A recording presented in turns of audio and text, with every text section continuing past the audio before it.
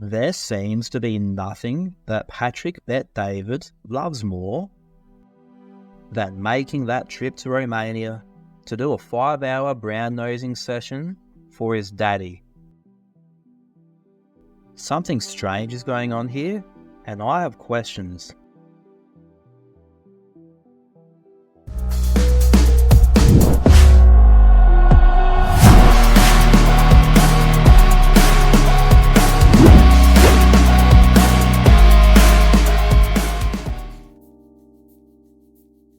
There's a very valid question about Patrick Bet-David. We've all heard of the Epstein list. What I want to ask you all is, if there is a Tate list, would PBD be on it? Patrick Bet-David and his YouTube channel Valuetainment have gotten huge over the last few years, with him building a reputation online as a wildly successful businessman and financial genius. In recent times, Patrick has put himself in rare company, more than anyone else. He, Tucker Carlson, and Candace Owens have been enormous PR for Andrew and Tristan Tate as they await their upcoming trial in Romania for rape, human trafficking, and other crimes. Like the other two I mentioned, Patrick will go to any lengths for the Tate brothers. He will let them say anything about their case or the crimes which they've been alleged, and will never challenge them ever. Since the Tate's arrest in December 2022, PBD has done 2 interviews with Andrew Tate. These 2 PR sessions went for a total of 9.5 hours between them. I don't care if it will guarantee me Mr. Beast views. There is no way in hell I'm sitting through both of them to find clips for this video. But I have some more recent clips of him talking about the Tate brothers, which makes you have to ask the question, what do the Tate brothers have on this guy? But first, to give some context into who we're talking about here, let's have a quick look at where PBD made his fortune. He made his initial wealth through his company PHP Agency, which he founded in 2009.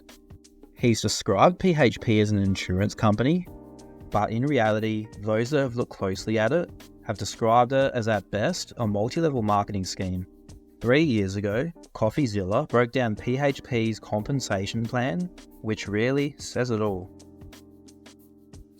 Wow. So you heard him. World class. This is the best we're going to get today in terms of compensation plans. So it better be good. So we got to go through a little bit of this. The first thing you have to notice, this is a measure of the average of the life licensed agents in the periods of January through December 31st, 2019. So I wanted to make sure to get 2019's income disclosure because I know COVID shook things up. I didn't want to get that in the mix. So this is that, and it's for agents that got their license, because I know you have to get like licensed with these kinds of businesses. So I wanted to make sure we measured the licensed agents, and they said this is licensed agents. Well, let's check out the numbers. $800,000 of income. That's pretty good. Well, how many people get that? 0.13%. Okay. So it drops pretty steeply off from that. Okay. 300,000, not bad. 0.14%. Now, going on from that, like, you basically have 1% of people making a really good income, it seems like. Because 0.75% make $148,000. That's a great living. You're going to do very well with that. Well, now we drop into the middle class, right? 1% of the people do that. It's still great. Still good compensation. Here's where it really falls off. Down here, I don't know if you can see that, 64% of paid agents, these are agents getting paid, made $200. The vast majority of people who made money with PHP barely paid off their enrollment fee of $200 that year. You hardly broke even on an enrollment fee, over half. Now, 20% of them made $2,000 in a single year. Terrible income. Let's just be honest. That's like a side hustle at best. 7,000, same thing. 6% of people made that, meaning that about 90% of PHP's employees also make less than, take a guess. Everyone got their guess ready? McDonald's employees. Yes, ladies and gentlemen, the number one compensation plan in MLM, the thing that's changing everything, that's changing a world full of debt. McDonald's starting salary makes more than 90% of those people. This isn't to dump on those people, by the way. This MLM as a rule, it just doesn't work. Guys, I always tell you, MLMs are scams built to enrich the very people at the very top and basically no one else. And to make money, you have to recruit people underneath you. That compensation plan looks a lot more pyramid scheme than legitimate insurance business. If that's the case, then one would wonder where all the money's going. Well,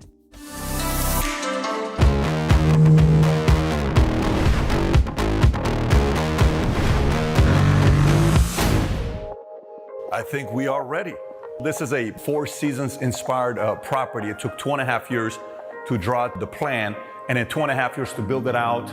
And it feels like a resort. It's a home. It's an entertaining home. It gave me a feeling of both. The first time we saw this, I said, I wanted to kind of hold myself back to my wife. I'm like, listen, we don't act too excited in front of the realtor. I walked out saying, this is our house. I love this place. Anyways. so there you have it. When you look beneath the surface, you can see why PBD loves Andrew Tate so much. They both made a lot of money through the exploitation of others. Good old Patrick sees a bit of himself in the top G. Now, as I was pulling clips for this video, I quickly realised that PBD's sidekick Adam Sosnick was going to be a major feature of this video. It was unavoidable, because any chance he gets, he will give the most shameless display of hardcore simping for Andrew Tate that you will ever see, like a little 14-year-old brainwashed Hustlers University student. I mean, it's so obvious what they're doing. It's insane. Before you even read that, I'm like, let me guess, sex crimes. And Adam, I know, Adam, it's so typical that someone who has constantly been accused of sex crimes for over a decade, since well before he was rich or famous, has had more women come forward and say he assaulted them. You absolute clown. and Adam, read that. Let What me is it? guess. Adam, what's sexual aggression Right. mean? Hey, girl, give me your number. Like, what is that? They've revealed their hand. It's clear. How much? After Tate's latest arrest last month, where he was ordered to be extradited to the UK after criminal proceedings in Romania, the words sexual aggression spread around the internet like wildfire. This was done deliberately by Tate's team and his PR goons like these guys. But if you take 2 seconds to look at what the police that brought these charges actually said, you will see that these are new charges of rape and human trafficking. So to answer your question, guy whose name that I can't be bothered looking up, when you say, what is sexual aggression? It's rape and human trafficking. But this is the times we're living in, is that if you don't like somebody, and to this extent, you don't like what they're saying, or if they're going counterintuitive to the message, you character assassinate them, you try to jail them, and as he famously said... The issue here, according to Adam, is that the times we're living in, if you don't like somebody or you don't like what they're saying, you character assassinate them. Guess what, Mr. Sosnick?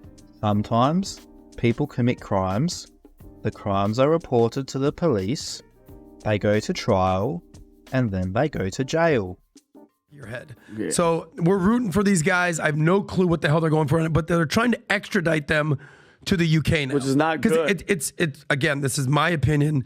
It's pretty clear to me Romania has found nothing. Of course. Well, he's still there. He's going out. He's driving his Bugatti. He's going around. He's having fun. Like I wasn't joking when I said this guy is literally a 14-year-old Hustlers University student. This is the exact logic we hear from them. Romania must have found nothing because Tate's out there driving his Bugatti. Adam, I'll explain to you what I also constantly have to explain to the 12-year-old Andrew Tate fans. Before someone goes to jail, there's a thing called a trial that happens. Just because you see him record a video in a car, it doesn't mean he didn't do bad things. Let's give Adam a little taste of the nothing that he thinks Romania found. This is a voice note in evidence from his buddy Tristan, and has been ticked off and confirmed as genuine by the Tate's legal team. Primarily, I'm gonna work these bitches like slaves. Make them work more hours and hours and hours. I work them like slaves. No, work like slaves. Minimum 10 to 12 hours a day. That's your mate you're defending, Adam. And there's another 70-odd thousand pages of that. A bit more than the nothing that you claimed. The fear they had was that these guys were about to escape Romania and go somewhere else. So that's apparently one of the things that, hey, they may be running away, so let's get them before they do, and all this stuff that they're spinning. all this stuff that they're spinning. Patrick, do you know who else has been spinning for a long time that if Andrew Tate gets arrested, he might escape? Andrew Tate. If I fuck up big time and England wants me in jail, I can fly on a Nigerian passport, or an American, or an English, or a Polish, or an Estonian. I have so many fucking passports.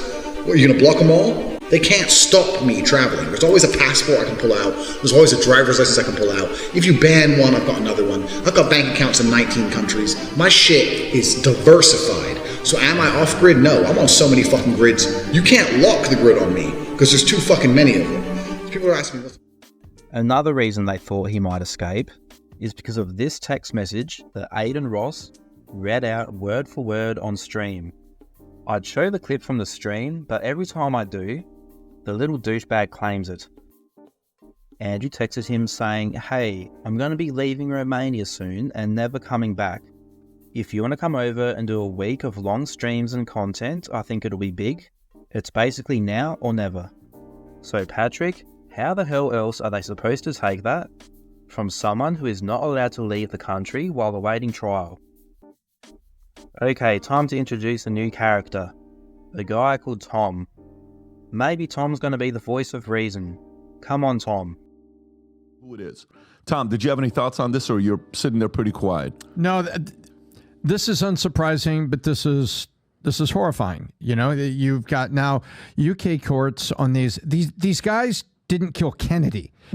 And they're being extradited at great cost, great publicly, from Romania to here. Oh, for fuck's sake, Tom. You had one job, and all you bring to the table is it's not like he shot Kennedy. Tom thinks no one should be convicted of any crimes apart from assassinating Kennedy. Here. And now all of a sudden, well, there's nothing. And now the 4 girls are in the UK. They do a crowdfunding thing. What the hell does the Crown Court care about 2 guys who had a dispute with some women compared to all the things that you could be worried about? What does the Crown Prosecution Service care about someone raping and trafficking women? That is what this absolute moron is saying. These guys hate victims of sexual abuse more than anything in the world. Do you ever? And I think he's a very necessary voice, and I think he's going through an evolution himself at a different phase of his life. Fully agree. But continue. And that's my next point, is that you're using some of the tactics and some of the things that Tate did, 5, 10 plus years ago against him now. That's not fair. This stupidity is hurting my brain, but we've come this far. 1. People can and should be prosecuted for crimes they committed 10 years ago. 2. The Tates never stopped their OnlyFans business all the way up to their arrest in December 2022. And 3. Andrew has new charges incoming for crimes he allegedly committed in 2023. Like when the moron was court recorded on the jail phone calls instructing his cousin Luke to intimidate 2 of the victims and their families into retracting their statements. Tate had to wildly evolve from being an American to moving to London to basically moving to Romania, kickboxing, doing all this, starting a business. He was from the webcam business to everything he's doing now. He's had to evolve massively. Now, Adam, why don't you ask Andrew himself why he moved from the UK to Romania? this is probably 40% of the reason I moved to Romania, because in Eastern Europe, none of this garbage flies. If you're going to go to the police and say he raped me back in 1988, they're going to say we should have done something about it then. If you go to the police and say he raped me yesterday, say, okay, if you've got physical evidence, or is there CCTV proof? Where'd it happen? Okay, let's go interview him right now. And if it wasn't really rape, I'd say, we went to the club, we got drunk, she agreed to go back to my house, we started having sex, and then we carried on having sex, and then we had sex, and she didn't say anything wrong, and then she texted me afterwards, and I didn't text back, and now she's saying I raped her. The police would be like, okay, she's an idiot, bye. But no, not in the West. In the West, you can tell them that exact story, you're still fucked. You're fucked in the West. When people say, why did you live in Romania? And I explain my 5 reasons. One of them is the Me Too era. They go, oh, well, you're a rapist. I say, no, I'm not a fucking rapist. But I like the idea of being able to just say, to do what I want. I like being free. And if you're a man living in England or Germany or America or any of the Western world right now, you've decided to live in a country where any woman, any ex, any fucking bitch who works at Greg's who you bought a pasty from, at some point in the future can destroy your life. This Me Too era bullshit has not protected women. It's just destroyed the safety of men. You and I were at the height of our fame. We were offered $50 million. And when we escaped this Matrix attack, when we're no longer tied up inside of the legal system, I'm going to tell you which company offered it to us. So you may as well kill me now, because I'm going to say it. And we were offered $50 million, and we basically had to have certain opinions on LGBT and certain opinions on Israel-Palestine, and we had to wear certain clothes and dress in a certain way and do certain things, and we would be protected by the media establishment. Basically, we hit the gay wall, and we declined. And after declining, we ended up in a jail cell. And it's very interesting. Cosmic, yeah. Ooh, wow, how'd that happen? There are comments they made Sunday night that, hey, here's what we're going to do. Whether you do this or not, we're going to come out and talk about who gave the $50 million offer to them. Who could that $50 million be? Is it BBC that offered them the money? I don't think so. Who is it? Who would it be? Who knows? Maybe there's going to be somebody that they're going to oust that's going to explain who it is, reveal who it is. Sure, Patrick. Maybe he's going to oust the person that offered him $50 million. Or another possibility, maybe, I don't know, he's talking shit. Putting together this video was absolutely brain-melting. And this is just a small sample of how hard these guys ride for the Tate brothers and help them spread their misinformation lies about their case. We're talking about extremely serious sexual crimes here. Patrick Bet-David, Adam Sosnick, and the whole Valuetainment crew really are the dirtiest, slimiest, bottom-of-the-barrel shit that is out there. The question is, what are they trying to achieve? Are they really that dumb that they believe what they're saying, like Andrew Tate's 12-year-old Hustlers University students? As dumb as they clearly are, I find that hard to believe. Are their motives really all financial, clicks and traffic based? I also find this hard to believe. They'll never live this down. So for me, the question that Patrick Bet-David and his crew have willingly opened themselves up to is, what do the Tate brothers have on these guys? We've learnt through the Romanian court documents that the Tate brothers would host recruitment parties for girls as young as 16 to lure them into OnlyFans work. We've also heard some witnesses back this up. We have also heard of the Tates supplying girls for wealthy people. So it's very fair to ask the question, if there is a Tate list, will Patrick Bet-David and Adam Sosnick be found on it